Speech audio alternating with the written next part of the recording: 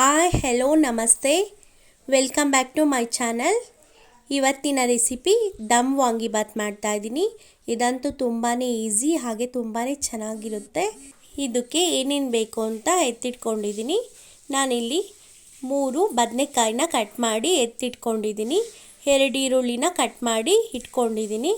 ಹಾಗೆಯೇ 1 ಟೊಮೊಟೊ ತೊಗೊಂಡಿದ್ದೀನಿ, ಸ್ವಲ್ಪ ಗೋಡಂಬಿ ಮತ್ತು ಬಟಾಣಿ, ಹಾಗೆಯೇ ಸ್ವಲ್ಪ ಕೊತ್ತಂಬರಿ ಸೊಪ್ಪು ಮತ್ತು ಪುದೀನ ಸೊಪ್ಪು ಕಟ್ ಮಾಡಿ ಎತ್ತಿಟ್ಕೊಂಡಿದ್ದೀನಿ. ಹಾಗೆಯೇ ಪಲಾವ್ ಎಲೆ, ಮರಾಠಿ ಮೊಗ್ಗು, ಚಕ್ಕೆ, ಲವಂಗ ಇಷ್ಟು ಎತ್ಕೊಂಡಿದ್ದೀನಿ. ಹಾಗೆಯೇ ವಾಂಗಿಬಾತ್ ಪೌಡರು, ಇದು ಮನೇಲೇ ಮಾಡಿರೋಂಥ ಪೌಡರು. ಹಾಗೆಯೇ ಎಲ್ಲ ಎತ್ತಿಟ್ಕೊಂಡಿದ್ದೀನಿ. ಈಗ ಹೇಗೆ ಮಾಡೋದು ಅಂತ ನೋಡೋಣ ಬನ್ನಿ. ನಾನಿವಾಗ ಸ್ಟವ್ ಮೇಲೆ ಒಂದು ಕುಕ್ಕರ್ ಇಟ್ಟಿದ್ದೀನಿ. ಅದು ಸ್ವಲ್ಪ ಬಿಸಿ ಆದಮೇಲೆ 2 ಸ್ಪೂನ್ ಆಯಿಲ್ ಹಾಕ್ಕೊಂಡಿದ್ದೀನಿ. ಈಗ ಪಲಾವ್ ಎಲೆ, ಗೋಡಂಬಿ ಅದು ಎಲ್ಲ ಹಾಕ್ಕೊಂಡಿದ್ದೀನಿ. ಅದನ್ನಷ್ಟೇ ಚೆನ್ನಾಗಿ ಫ್ರೈ ಮಾಡ್ಕೊಳ್ಳೋಣ. ಗೋಡಂಬಿ ಸ್ವಲ್ಪ ಕಲರ್ ಎಲ್ಲ ಚೇಂಜ್ ಆಗಬೇಕು. ನಾನು ಈ ಟೈಮಿಗೆ ಕಟ್ ಮಾಡಿ ಇಟ್ಕೊಂಡಿರೋಂಥ ಈರುಳ್ಳಿನ ಹಾಕ್ಕೊತಾ ಇದ್ದೀನಿ. ಅದನ್ನು ಅಷ್ಟೇ ಚೆನ್ನಾಗಿ ಫ್ರೈ ಮಾಡ್ಕೊಳ್ಳೋಣ. ಕಲರ್ ಎಲ್ಲ ಸ್ವಲ್ಪ ಚೇಂಜ್ ಆಗಬೇಕು ಈರುಳ್ಳಿದು. ಚೆನ್ನಾಗಿ ಫ್ರೈ ಮಾಡ್ಕೊಳ್ತಾ ಇದ್ದೀನಿ. ಇದಂತೂ ತುಂಬಾ ಚೆನ್ನಾಗಿರುತ್ತೆ, ಬೇಗನೆ ಆಗುತ್ತೆ, ಹಾಗೆಯೇ ಟೇಸ್ಟ್ ಅಂತೂ ತುಂಬ ಚೆನ್ನಾಗಿರುತ್ತೆ. ಈರುಳ್ಳಿನ ಚೆನ್ನಾಗಿ ಫ್ರೈ ಮಾಡ್ಕೊಳ್ತಾ ಇದ್ದೀನಿ. ಅದು ಸ್ವಲ್ಪ ಕಲರ್ ಎಲ್ಲ ಚೇಂಜ್ ಆಗಬೇಕು, ಆಗ ತುಂಬ ಚೆನ್ನಾಗಿರುತ್ತೆ. ನೋಡಿ, ಇಷ್ಟಾಗಿದ್ದರೆ ಸಾಕು. ನಾನು ಈ ಟೈಮಿಗೆ ಟೊಮೊಟೊನ ಹಾಕ್ಕೊತಾ ಇದ್ದೀನಿ. ಟೊಮೊಟೊನೂ ಅಷ್ಟೇ ಚೆನ್ನಾಗಿ ಫ್ರೈ ಮಾಡ್ಕೊಳ್ಳೋಣ. ಅದು ಅಷ್ಟೇ ಸ್ವಲ್ಪ ಮೆತ್ತಗಾಗಬೇಕು. ಚೆನ್ನಾಗಿ ಫ್ರೈ ಆದ್ರೇ ನಾವು ಮಾಡೋ ಅಂಥ ರೆಸಿಪಿ ಅಂತೂ ತುಂಬ ಚೆನ್ನಾಗಿ ಬರೋದು. ಟೊಮೊಟೊ ಫ್ರೈ ಆಗ್ತಾಯಿದೆ. ಇದಕ್ಕೆ ನಾನಿವಾಗ ಸ್ವಲ್ಪ ಅರಿಶಿನ ಹಾಕ್ಕೊತಾ ಇದ್ದೀನಿ. ಅದನ್ನು ಅಷ್ಟೇ ಚೆನ್ನಾಗಿ ಫ್ರೈ ಮಾಡ್ಕೊಳ್ತಾ ಇದ್ದೀನಿ. ಈ ಮೆಥಡಲ್ಲಿ ನೀವೊಂದು ಸಲ ಟ್ರೈ ಮಾಡಿ. ಈ ಥರ ವಾಂಗಿಬಾತ್ ತುಂಬಾ ಟೇಸ್ಟಿಯಾಗಿರುತ್ತೆ, ಹಾಗೆಯೇ ಬೇಗನೂ ಆಗುತ್ತೆ. ಎಲ್ಲರೂ ಇಷ್ಟಪಟ್ಟು ತಿಂತಾರೆ, ಅಷ್ಟು ಚೆನ್ನಾಗಿರುತ್ತೆ. ಈಗ ಟೊಮೊಟೊ ಚೆನ್ನಾಗಿ ಫ್ರೈ ಆಗಿದೆ.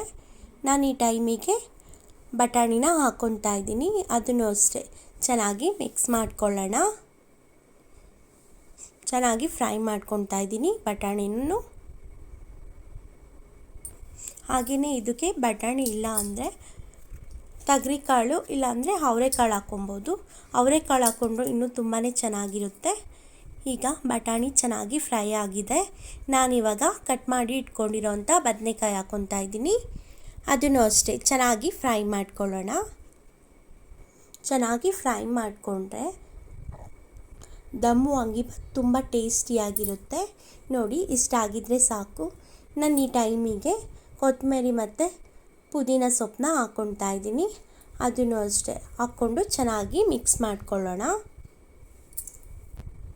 ಅದು ಅಷ್ಟೇ ಸೊಪ್ಪಿಂದ ಹಸಿ ಸ್ಮೆಲ್ಲೆಲ್ಲ ಹೋಗಬೇಕು. ಹಾಗಾಗಿ ಚೆನ್ನಾಗಿ ಫ್ರೈ ಮಾಡ್ಕೊಳ್ತಾ ಇದ್ದೀನಿ ನಾನು.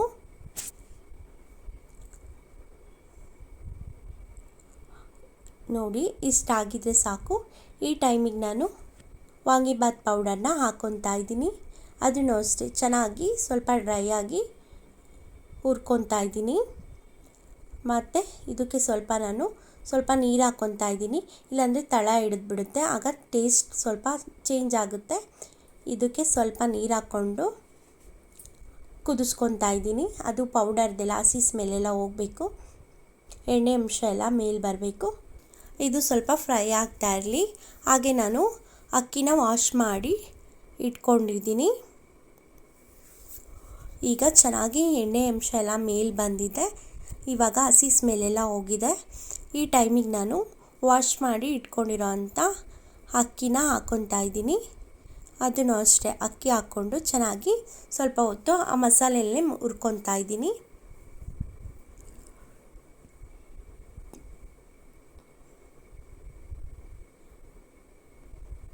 ಈ ಮೆಥಡಲ್ಲಿ ಮಾಡಿದ್ರೆ ತುಂಬಾ ಟೇಸ್ಟಿಯಾಗಿರುತ್ತೆ, ಹಾಗೆ ತುಂಬ ಚೆನ್ನಾಗಿರುತ್ತೆ.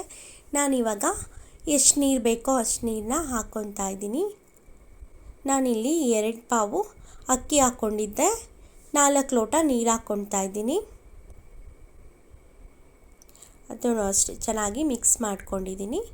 ನೋಡಿ, ಈ ಟೈಮಿಗೆ ರುಚಿಗೆ ತಕ್ಕಷ್ಟು ಉಪ್ಪು ಹಾಕ್ತಾಯಿದ್ದೀನಿ.